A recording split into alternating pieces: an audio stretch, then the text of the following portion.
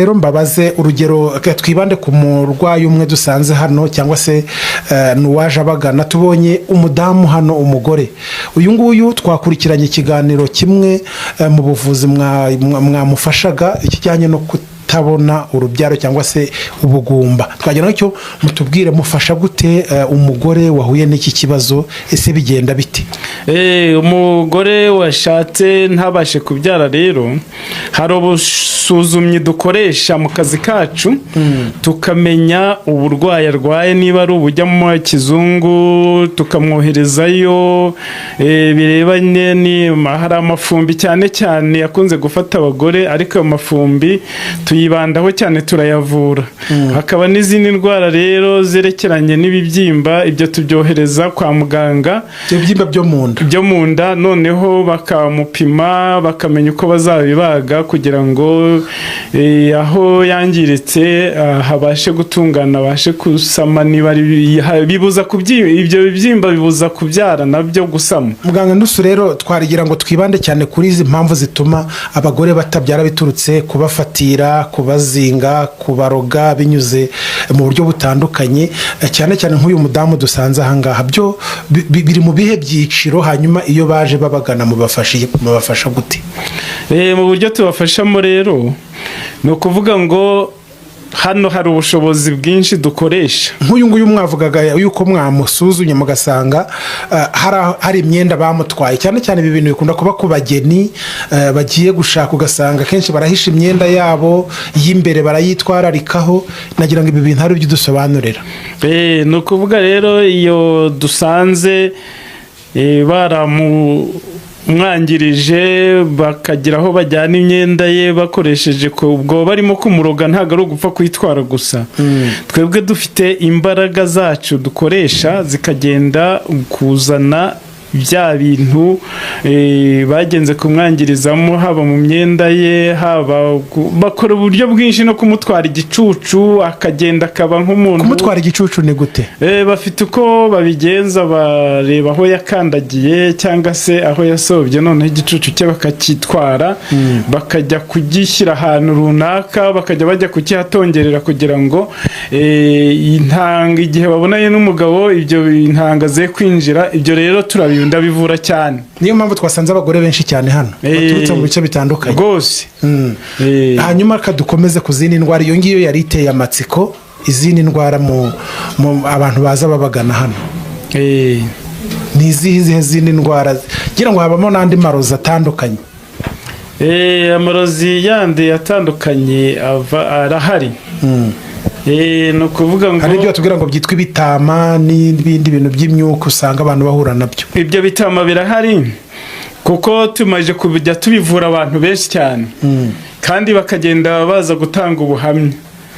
Harimo rero ni amashitani atoroka mu kiryango ayo nayo turayavura. Hakabamo uburyo bwinshi bw'amarozi bayahuhera ugasanga umuntu yarwaye yumye ndetse araba n'umusazi ayo nayo turayavura. Dr. Ndusu hari ibindi bintu bijyanye ngo n'abantu bakora ariko ntibagire icyo bageraho icyo bitinyatse agakora icyo abonye cyose kikagenda byo biriya mubifata nk'uburwayi cyangwa se ni ibintu bisanzwe mu buzima? Niba mubifata nk'uburwayi nabyo murabivura mubivura mute? Biriya ni ukuvuga ngo ibyo bintu byerekeranye n'inyatsi hari iziterwa ni amashitani y'umuryango hakaba n'inyatsi zitewe n'abantu bagirira ishyari abandi yicururiza cyangwa se atunze ibintu noneho bakaba bazimuroga izo nazo turabisuzuma tukareba ngo ni ibyo bamuterereje turabimuvura agakira akongera agasubira mu murongo akagira ibintu agakora kunguka. Nanone hakaba n'imirima ihingwa nayo babura iyo mirima rero iyo bayabuye ni ukuvuga ngo agahinga ntiyeze iyo ateza rero icyo gihe iyo atugannye hari imiti tumubonera yo kugira ngo ashyire muri iyo mirima ariko nayo twamanje kureba ibyo baba baragiye gushyiramo kugira ngo imirima ye kwera twebwe rero natwe dufite ubushakashatsi bw'imiti yacu ya kinyarwanda tugenda tugashyiramo tugakuzamo ibyo baba bararoze uwo murima kugira ngo we kwera. ubwo bitumye tugera ku imiti mugira muyikura he, ibifite izihe mbaraga n'ubushobozi kugira ngo ibashe kugira iyo mitsindo ndetse no kuvura abantu, kugira ngo dutandukane n'abandi bavuzi gakondo twagiye tubona. Mutandukaniye aho bitandukaniriye ni ukuvuga ngo imiti ngewe nkoresha, hari imiti dukura hanze mu bihugu bidukikije, hari n'iyo twikurira hano aho ariho hose imiti irahava, usibye ko tuyikura cyane cyane mu mashyamba. Hari amashyamba imiti iraboneka tukayitunganya, noneho iyo miti igwanya ya marozi yandi baba bagiye gutaba mu mirima y'umuntu kugira ngo ye kwera, ikarusha imbaraga cyane cyane. Dukoresha n'ubuhanga bwo kugira ngo tumenye aho ibyo bintu babishyize bijya kwangiza imirima y'abantu, noneho tukabikuramo tugahita dushyiramo uwacu, noneho ukahagararira ku buryo atakongera kugira icyo akoramo ngo gikoreke cyangize. Nabonye ukunda gukoresha ihembe, uratubwira bimwe mu bikoresho ufite n'ubushobozi bwabyo n'icyo bukora. Iri hembe rero uko uribona siko rigenda yego, ariko imbaraga zirimo nizo twohereza zikagenda ubwazo, zikajya gusuzuma uwo murima cyangwa se uwo murwayi, noneho tukazongera iyi mbaraga iba agiye kubisuzuma ni nayo yongera kujya kubikuramo ibyo baba barasizemo. Umuntu nawe rero baroze, ni ukuvuga ngo ritubwira imiti turamuha kugira ngo akire amarozi yarozwe. Hanyuma ufite ibikoresho byinshi, uragenda utwereka bimwe ufite bidasanzwe. Aka ngaka k'akantu hari imiti iri hano bikorana, noneho kano kantu kuri wa wundi w'amashitani n'amadayimoni, niyo mpamvu harimo amajwi. Ubu iri hembe rero naryo hari ihembe bigendana, ikagenda gushika ya mashitani tukayafata tukayatwika. Dushobora kuyafatira mu itungo cyangwa se mu kandi kanyamaswa kandi, ariko inyamaswa rwose ku buryo iba igomba iba ifite amaraso niho tuyitegera. Urakoze cyane. Turacyakomeza n'ibikoresho mufite hano bidasanzwe. Nabonye hari n'akandi kantu koza ku muntu. Aka kantu gahita kamenya ku mubiri we uko ameze. Niba ari uburwayi bujya kwa muganga duhita tubimenya, niba ari uburwayi turi buvurire hano mu Gicumbi duhita tubimenya. Aka ngaka rero ni ikimfasha, gahita menya neza ubwo burwayi. Reka duse n'abagaruka ku gicuma twabonye hano kirimo umuheha, ngira ngo nacyo udusobanurire.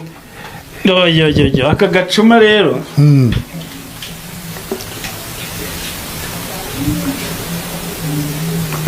gacuma karimo ruhangamuzi. Ruhangamuzi ni iki? Ahubwo bana banje soma ahubwo mutaza kugira inkomyi hariya mu mayira. Nta kibazo somaho gakeya hariya mu mayira. Haba hari abantu babi babonye mushobora kuza hano bagatega nk'ibintu hariya ugasanga muragize gute, ariko ubwo harimo ruhangamuzi y'umutsindo wo kugira ngo mugire imbaraga zo kugenda nta kibakurikiye rwose, nta kibakurikiye. Yego. Urakoze cyane. Katugaruke rero muganga, akenshi mu buvuzi hari abantu bumva umuvuzi gakondo muri ubu buryo bakaba bamutekereza nk'umutekamitwe. Ibi bintu mwe ntimubyumva?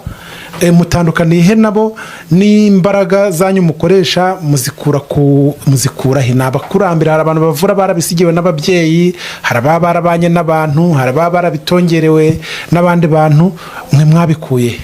Ibisogokuru byara data nibyo yandaze, nibyo mu muryango rero, kandi ntago bibujije ko natwe ibyo abaza kwivuza baza batubwira bati ahantu twagiye baturya amafaranga bati badukoresha ibi n'ibi ariko ntibyagira icyo bitanga ariko twebwe izi mbaraga dukoresha ni iz'igisekuru kandi ntabwo tuvura tutabanje gusuzuma ngo turye amafaranga y'abantu tutavura twe tubifatira umuzi tukabivana hasi tukavura tukageza hejuru ukava aho ngaho nawe ugomba kudutangira ubuhamya uti koko baramvuye abantu baza hano rero bagenda barangirwa n'abandi twagiye dukorera gusa namwe ko mugeze hano mukabona abo bantu ko bahari twakomeje kubumva turavuga tuzaza kukureba hanyuma reka tugaruke bisaba iki kugira ngo umuntu aze hano kwivuza kureba muganga Dr. Nusu? Icyo bisaba rero ntabwo ari ibigoye upfa kuba wahageze iyo uhageze nkabona indwara yawe biba byoroshye cyane icyo bisaba ntabwo bigoye witwaza amazi yawe mu icupa yaraye iwawe iyo utayazanye biba ngombwa ko uzanagaruka uyazanye ayo ngayo aduha ubuzima gatozi bwo kumenya ubucukumbuzi uburwayi buturutse bwo mu rugo iwawe mu gicumbi uvukamo haba no mu baturage ibyo rero tukakorera imiti ari uko tuba twarangije kumenya ubwo burwayi neza imizi yabwo n'imihamo twumvise n'ubutaka n'amabuye bigenda bite buriya butaka iyo dusanze hari tuba tugira ngo hataba hari ibintu byihishe inyuma tukuha imiti twarabimaze kubicukumbura ariya mabuye hari icyo akora na buriya butaka hari icyo akora ariko rero bano banjye ntimugakurinde kumenya ubucukumbuzi bwacu bwose dukora ntabwo byaba ari byiza kuko bari nko kwiga akazi ahubwo mugomba kudusura ni byiza. Murakoze cyane muganga Nusu. Hanyuma kugira ngo umuntu abagereho twageze hariya ku muryango dusanga handitse telefone 07-68-88-83 handitse muganga Ndusu.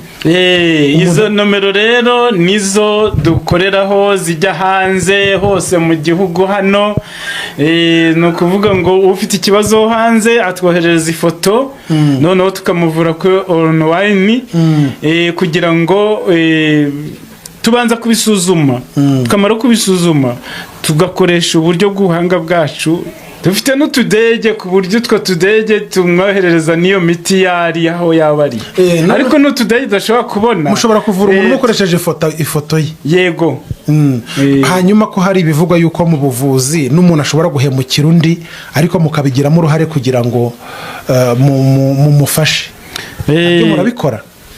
Yewe turabikora iyo yitonze niba yaraguhemukiye akaguhemukiye cyane nk'umujura hari umuti tuguha ukawutega ariko tuba twavuganye uburyo bwawo kuko imiti bihenze uwo muntu akaba yashobora gufatwa uriya murozi nawe ukurogera uwo muti ibiri ukubiri uwo muti tukawushyira mu mazi tugashika wa muntu ukaza ukamubona mu ifoto cyangwa se akaza nk'umusazi ukamuhamagara akazaza mugahurira ahangaha ukamwakira igihano ushakiye niba twamugumisha mu ya miti yacu twakoresheje akaba nk'umusazi ibyo birashoboka niba wemeye kumuha imbabazi wowe yahemukiye nabyo birashoboka.